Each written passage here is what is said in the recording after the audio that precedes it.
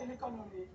ఈ పాడుమల్లి మాటలు, చెడ్డ మాటలు, బూతు మాటలు అన్ని నేర్చుకున్నావు. ఇవన్నీ నేర్చుకొని పెద్ద అయినాక ఏమవుతావురా?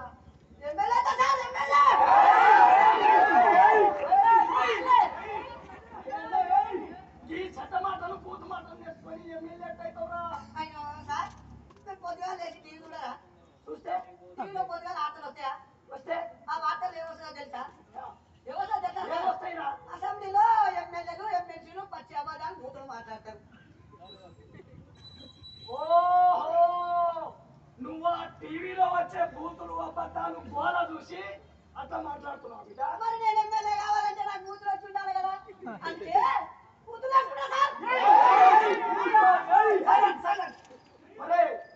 బిడ్డ, ఇగో నువ్వు ఆ టీవీలో చూసిన గోల వాస్తవమే. రోజు అసెంబ్లీలో మంత్రులు, ఎమ్మెల్యేలు, ప్రతిపక్ష నాయకులు ఒకరినొకరు గెలబట్టుకొని తన్నుకునుడు, బూతు మాటలు మాట్లాడుకోవడం, అబద్ధాలు మాట్లాడడం కూడా నిజమే బిడ్డ. ఇగో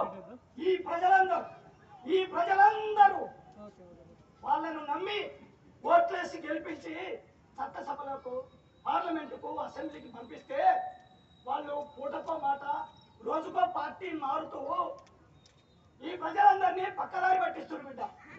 అంతేకాదు పవిత్రమైనటువంటి దేవాలయం లాంటి మరి ఆ చట్టసభలను అపవిత్ర పాలు చేశారు. మరి ఇట్లాంటి వాళ్ళందరినీ ఆ ఓట్లేసి గెలిపించిన జనమే, ఈ ఓట్లేసి గెలిపించిన జనమే తప్పకుండా ఒకనాడు కాలగర్భంలో కలిపేస్తారు. ఎక్కడ కలిపేస్తారు? కాలగర్భంలో కలిపేస్తారు.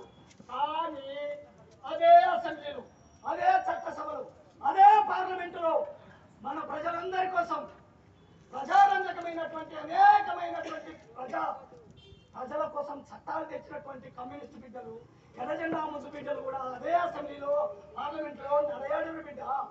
వారిలో పుచ్చలపల్లి సుందరయ్య గారు, రావి నారాయణ రెడ్డి గారు, ధర్మ భిక్షం గారు, మద్దం ఎల్లారెడ్డి గారు, మల్లు స్వరాజ్యం గారు, అసెంబ్లీ టైగర్ గా పేరు పొందినటువంటి మధ్యకాయల ఓంకార్ గారు, మరి యారుట్ల కమలాదేవి గారు, ఉప్పల మన్సూర్ గారు, ఇట్లా లెక్క చెప్పుకుంటూ పోతే చాలా మంది ఉన్నారు బిడ్డ.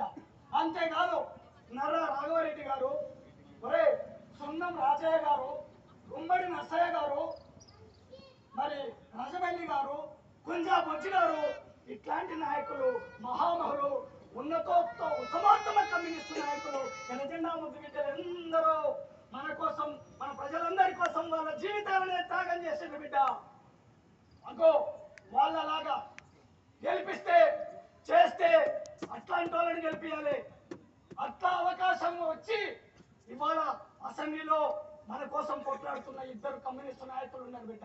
ఒకరు అలుగుబెల్లి నర్సిరెడ్డి గారు, మరొకరు కూనంనేని సాంబశివరావు లాంటి ఎర్రజెండా ముద్దు బిడ్డలు నేడు మన కోసం పోరాడుతున్నారు బిడ్డ.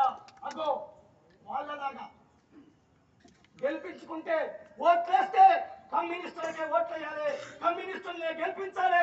అట్లాంటి వాళ్ళను ఆదర్శంగా తీసుకోవాలి, వాళ్ళ చరిత్ర చదవాలి, ఆ చరిత్రని ప్రపంచానికి తెలియజేయాలి.